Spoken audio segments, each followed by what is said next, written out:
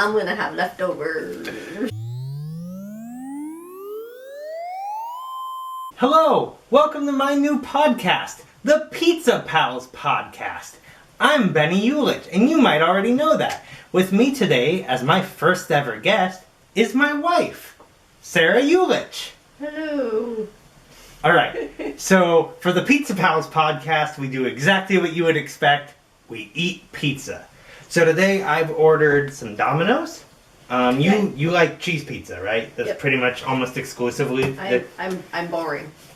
So I got you a cheese, and I got a pepperoni for me. And we're hiding behind the boxes I'm gonna fold that under like this. now. Careful so we don't get grease on the table though. I can wipe down the table. Fair point. And then we've got some cheesy bread stuff. cheesy bread. Yeah. Okay. So go ahead. Go ahead, like it's pizza. Just grab a pizza. Oh, okay. You can have a. You made it sound like I was gonna say something, and I'm like, I don't think I was. Okay. So as my first guest, I wanted to get you a gift. This is mine. This isn't for you. Okay. So I thought that it would be fun to. I got you a root beer. Ooh. That's a twist off, but I thought it'd be more fun to pop it off like that. So there you go.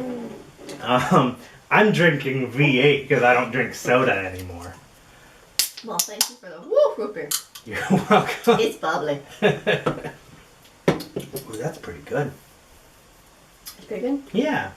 It tastes like oranges. Well, what flavor is it? Orange and pineapple. Oh, then that makes sense. Oh, there's the pineapple. So let's talk a little bit about something I probably know nothing about. Why don't we talk about how we met? So, the way I want to do this, because I have a way that I tell the story, I want to not do that. I want to let you tell the story, and I'll do my best to not interrupt you. And I might anyway. Okay. So why don't we do that, and I can listen to you get completely wrong how we met and then how we started dating. Oh. Because that's two separate stories. Mm-hmm. Okay. Okay. I got it from Pizza Puff. What? Was this a bad idea, this podcast? I don't know either. We'll see how it goes. So how we met. The year was 2006? 7. No, that makes sense. Okay, yeah, it was 2007. I'm bad at time and numbers and stuff. So it was 2007. We were going to our church conferences separately, not together, because we didn't know each other. That's the point of the story. And this was actually my family usually goes every year, but this is the first time that I went by myself because it was in Oregon and we lived on the other side of the country, and that's a far expensive journey for 4 people. So I got a job and I saved up my own money and I bought myself a plane ticket. Well, I probably asked my dad to do it for me. And that was also the summer that I discovered that Arizona does not do daylight savings because airports and being at there on time and being shocked because, oh no, the plane's not here, but oh wait, I'm an hour early. Okay, so we're going to our pre-conferences is what they called it, for the youth at that point, since we were teenagers. The young people. And we were both there, and that's how we met. Yeah, well, I don't remember our initial meeting super, at all, actually, just based on your story. But, I was hanging out with my friends, and he was walking across the camp, something, and I guess my friend who, at that point in time, I think she's still dressed pretty goth, saw your outfit, which was definitely very emo. Mm-hmm. For sure. And yelled, "Hey, I like your pants!" or something like that. And so that was how we sort of saw that the other one existed, I guess. I don't know. Turns out we both liked each other and was too chicken to say anything. So, yep. So we stayed friends. We talked on and off throughout years, time, numbers. We would talk one or two. Well, I mean, there was an exception year, but we would usually talk like 2 or 3 times a year. At least, yeah. Yeah. Oh, I thought you were going to say more. No, that was it. We would talk 2 or 3 times a year, except 2008, where we talked a lot more.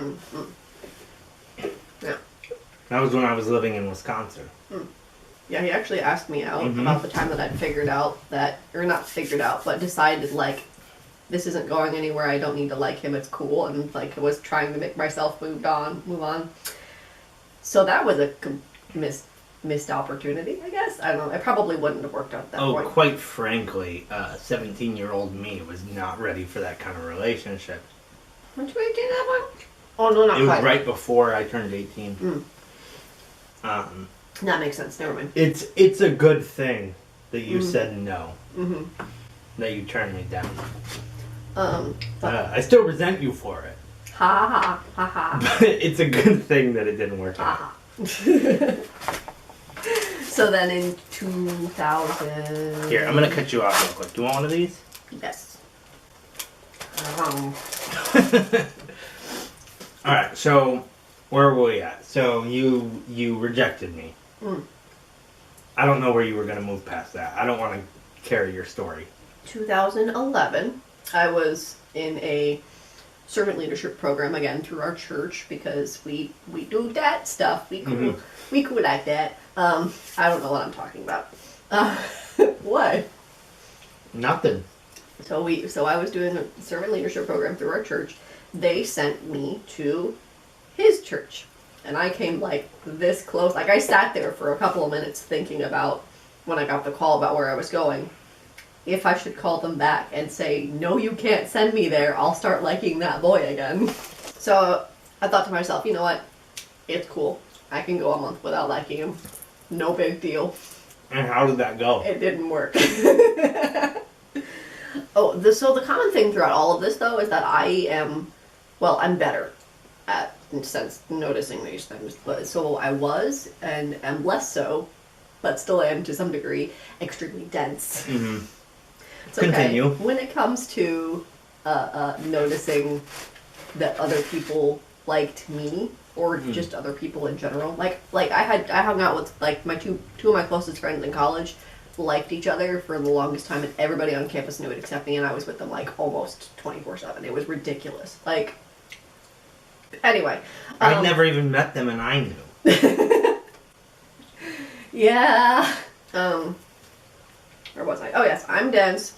You liked me. I should have figured that out. And it was like the last 2 or 3 days of project, which is what they called the period of time when I was at his church.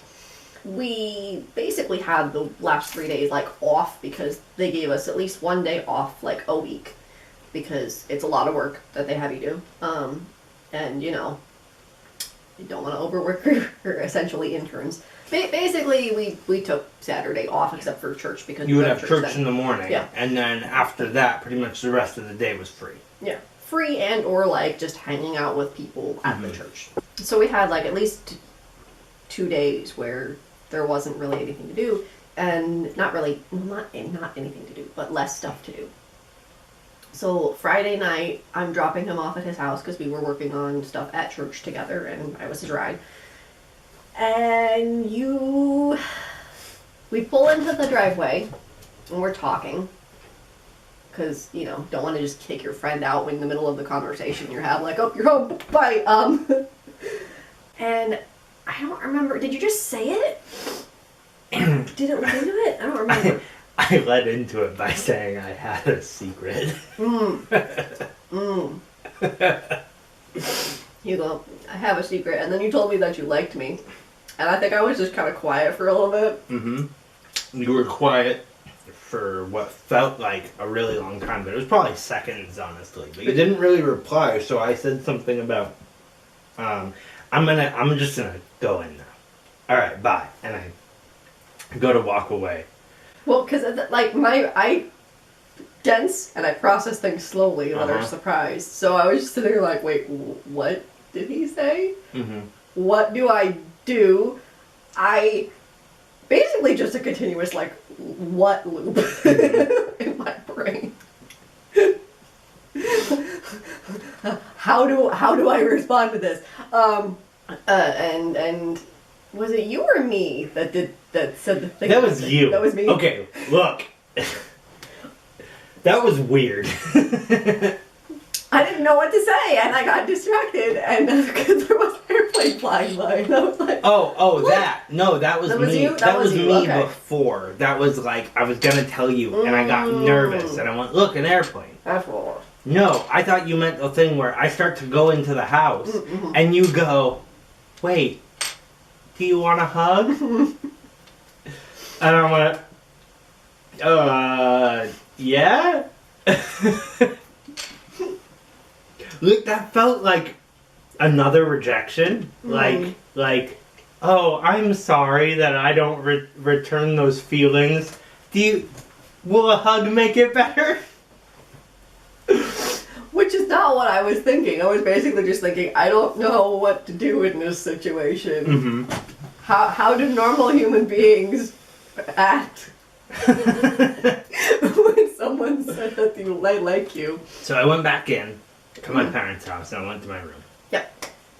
You drove back to the place you were staying. And proceeded to attempt to process what had just happened, which for me meant, I don't remember if I had a hard time falling asleep or not, but I know I didn't sleep well. And I know, like, I've always had a hard time waking up with alarms. I woke up as soon as, my alarm went off, which is not normal for me. And I couldn't fall back asleep. And, like, I was, like, queasy in my tummy.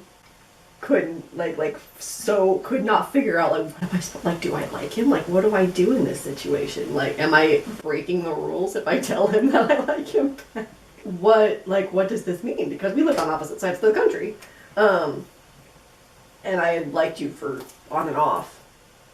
Pretty much on, except I didn't think about it in the quote-unquote off times. For pretty much since we met. So that would be like 4 years at that point? Yeah. And so I sent you... Oh, and the other thing was, like, when I got back to the house, of course my parents lived on the other side of the country, I couldn't call my mom and talk to her about it because it was like 11 o'clock at night and I was pretty sure she was asleep. Or it might have been 11... No, I think it was 11 o'clock at night when I got back. So it was 2 o'clock in the morning. I got back to the house at like 9:30 or 10. Okay. So it was, we'll just say 10, so it was like 1 in the morning for her. She was asleep. I wasn't going to be calling my mom to wake her up and be like, guess what just happened, what do I do? And my mind reserved that for actual physical dying emergencies. Yeah. So, the next morning. Yeah. Okay, so that's church. Well, actually, was it the next morning or was it that night that I figured out I needed to reply to you somewhere? Because I don't remember. I think I might have thought, realized that I hadn't actually sent anything. No, you're right. So that I was said, that night. what was that night? Okay. So I sent you a text, and it was basically like, I don't remember how I started it, but I know I ended it with something along the lines of, we can talk tomorrow. Trying my best to make it not sound like, hey, can I talk to you? Because that sounds ominous. At that time, I was performing stand-up comedy, and you had seen some of my stuff. And one of my jokes was about how the phrase, we need to talk, is the most ominous and terrifying thing. Even if it's like good news, just don't lead in that way. Yeah. And so the text from you said, we need to talk, I promise it's not bad. And here's the thing. Yep. That didn't make it any better. So the next morning,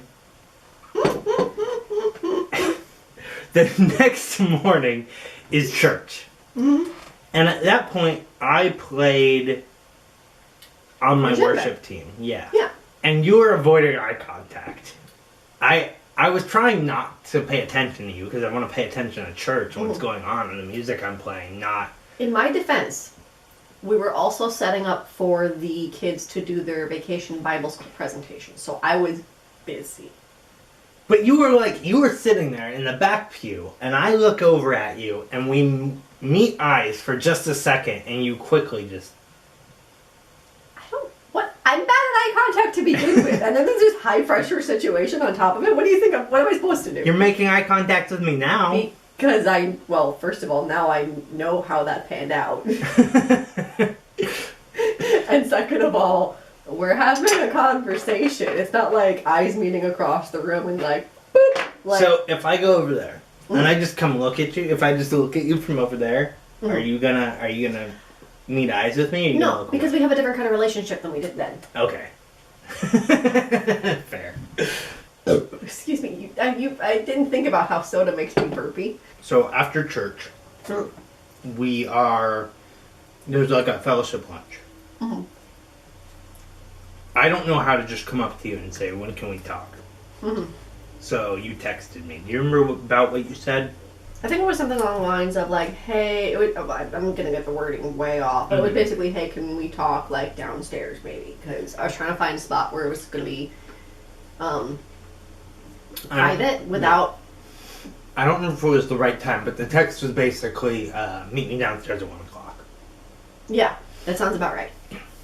Because I needed, like, being the essentially church intern, and being at church, everyone wanted to talk to me. So I needed to I needed to set a time, and so I could tell people, no, I need to be here at this time and be, like, because otherwise it just wasn't going to work. When lunch started, I thought we were going to have an opportunity then, because, like, I sat down first. I was one of the first people to go through the line, and I'm sitting at the table, and you came over and sat right in front of me, and I'm like, okay, now's the time. And then one of the guys from church, Dave, just comes over and sits right next to you and starts talking to you, and I'm like, okay, not now. Well, and I didn't want to have that conversation in front of a bunch of people anyway, so... Oh, why not? Technically against the rules. Technically against the rules. And I'm camera shy, not literally not like that camera shy, but like, I don't want people knowing my business. Okay. When it's happening.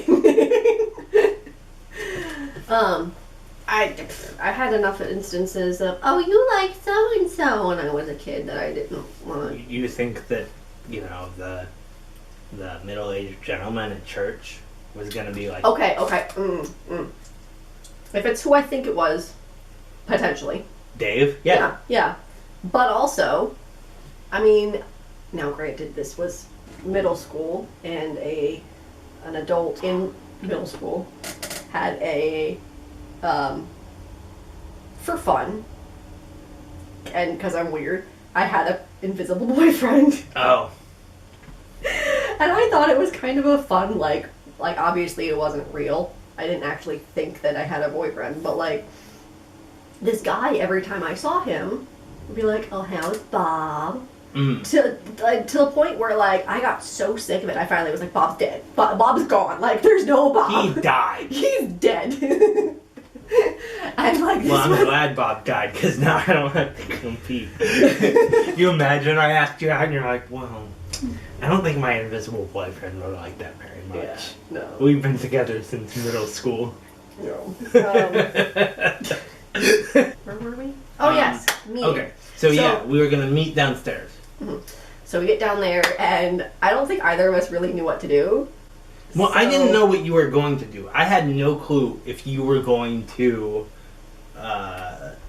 respond positively. Let you down gently. Yeah, or like what was going to happen. I knew you weren't going to be mean, but like I knew you well enough.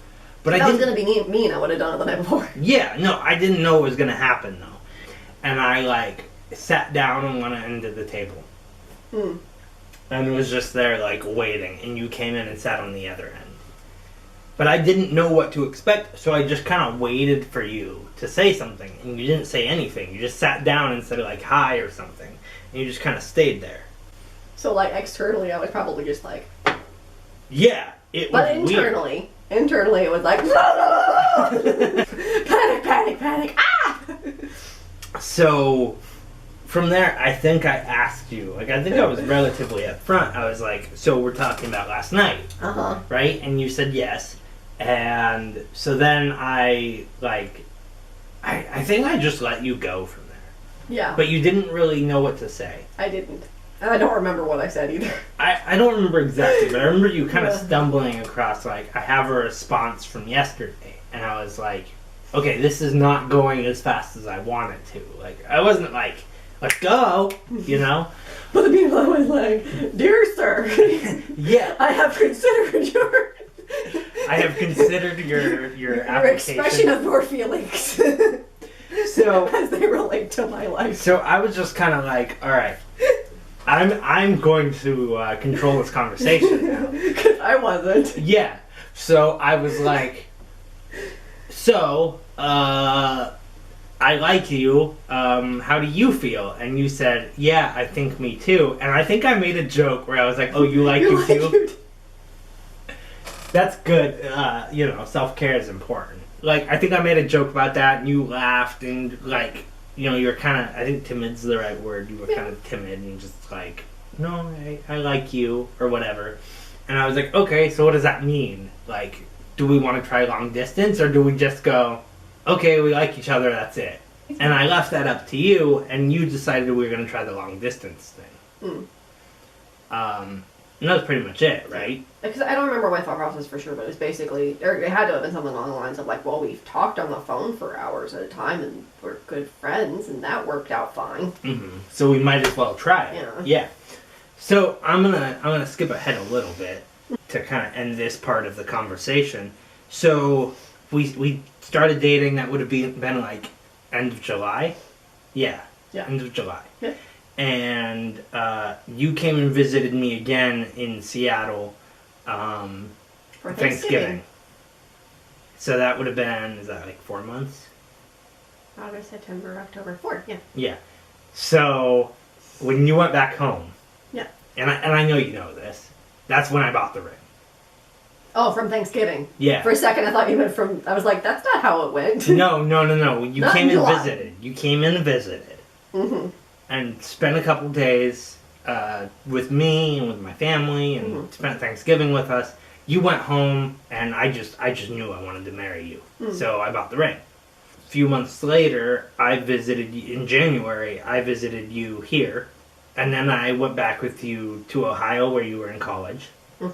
And spent some time with you there. So after I visited you for that was like a week trip. I pretty much decided that I needed to live near you. And I wasn't, like, I hadn't proposed yet, and I didn't for months. But I moved to Ohio in February. It was Valentine's Day, actually. And so I think that's turned out pretty well. So now let's move ahead. This is like the one thing I warned you about. Yes. So Not even the root beer. no, the story I'm thinking of. We were married for nearly a year. No, it was past that. It was nearly 2 or a year and a half. It was before the summer, so it was a little over a year. And we were in Seattle. We were living there. It was like a year and a half, for sure. Because it had to have been like June, at least. We moved in July. Yeah. So it could have been June. But people knew about the thing that I think you're So secret. she was pregnant. Yep. And people knew, so it had to have been Yeah, at least you were showing. June. And at that point, I was playing music, and I had a show. And we went to the show at this little, I don't know, this is kind of mean to call it this, but this little rundown venue in Seattle. Yeah. I love that place. That was like my music home. It was good. They were good at what they did, but it was kind of dirty. It was really dirty. And their bathrooms The were bathrooms are a nightmare. great. Don't go in there. Yeah. Unless you really need to pee and then hope that there may possibly be soap. Ugh. Anyways, so that I love that. But place, that was though. great. No, so I love that place though because it was like kind of my home when it came to playing shows, and I was always received really well there, and it was just good. Mhm. But anyway, so we went there. We have to be there. The artist has to be there like an hour before for like check in, and Yep. sometimes they do sound check. They didn't usually with me because my setup was really simple. Yeah. It was It was whatever a you mic. brought your music on. Yeah. You. Yeah, so it ended up being my phone. That's how I would usually just plug in my instrumentals. Oh, okay. So it would be my phone and my microphone, and that's it. Anyway, so we show up. So we're basically there for 5 minutes. They go, "Oh, okay, we'll check you off, and then, go get some food or something." And that's what we do. So we go and get some food. I was hungry. Yeah. So the only real thing that interested us, at that point around there was a Jimmy John's. Well, that's because there wasn't a whole lot of food. It was There's like not a Jimmy whole- John's and Starbucks, and I think that might have been it, honestly. Yeah. So the Jimmy John's was next door to a Krispy Kreme. Indirectly. There was a building in between them, but they all shared the same parking lot. Yeah. Yeah. I think Jimmy John's might have had a parking lot behind it, but it wasn't clear. Ah. And so we park at Krispy Kreme. Mm. And we decide that we were going to go eat Jimmy John's and then go to the Krispy Kreme for dessert. Yep. Good plan. I think it's a great plan. I still want to do it. Now? Not Go to Seattle? that specific location.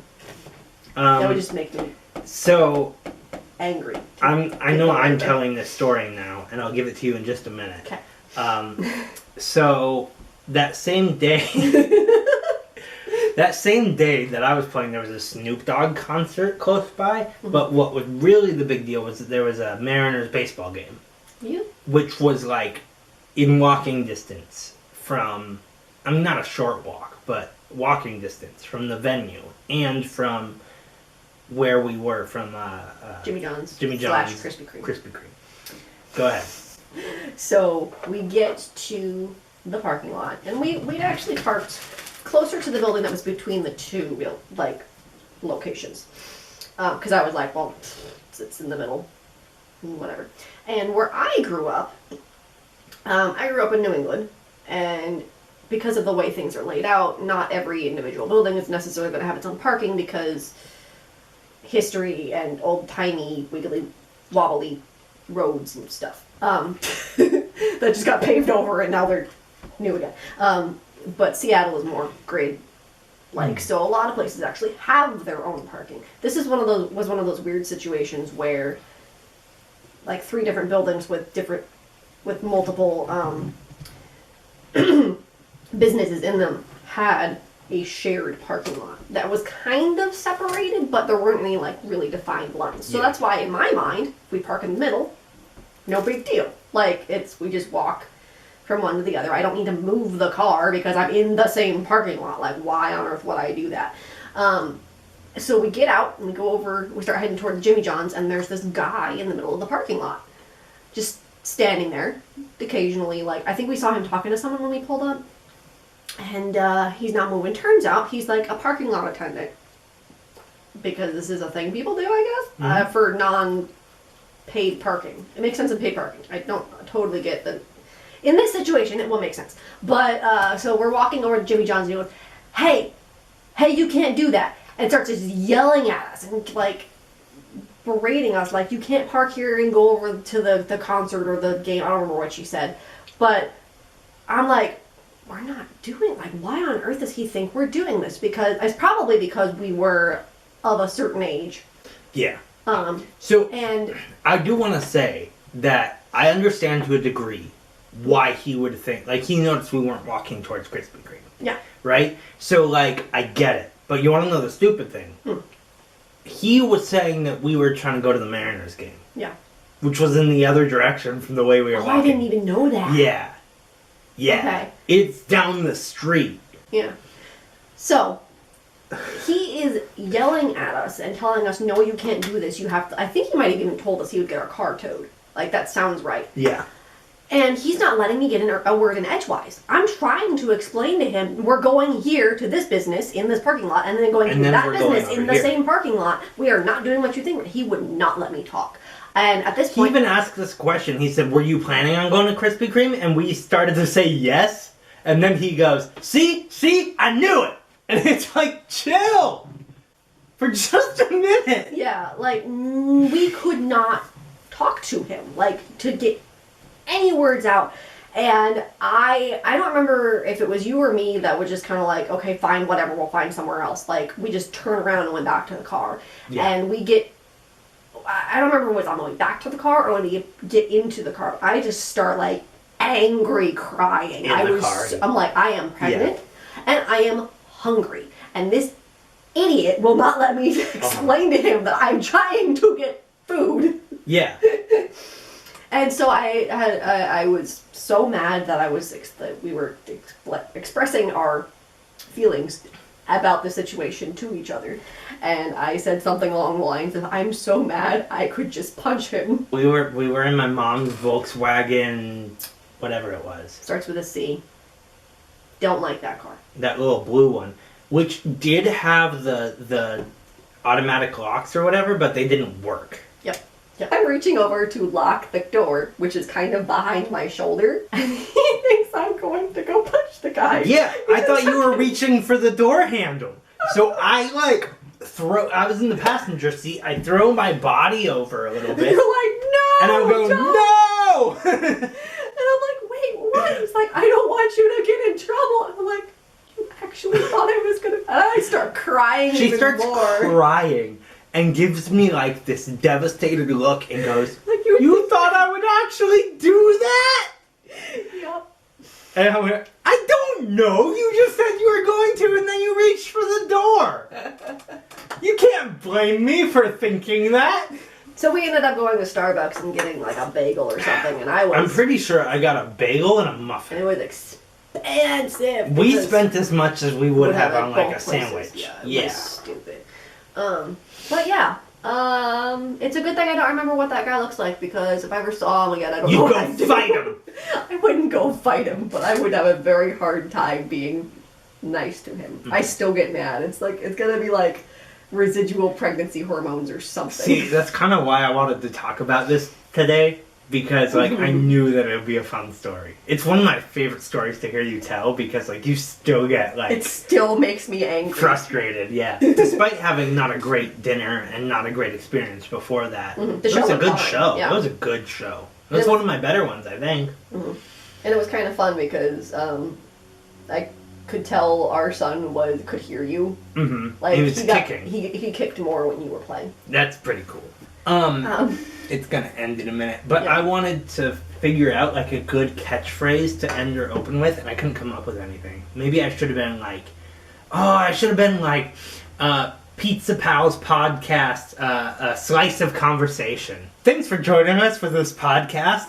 If I like how it turned out, there will probably be more. Thanks. Bye!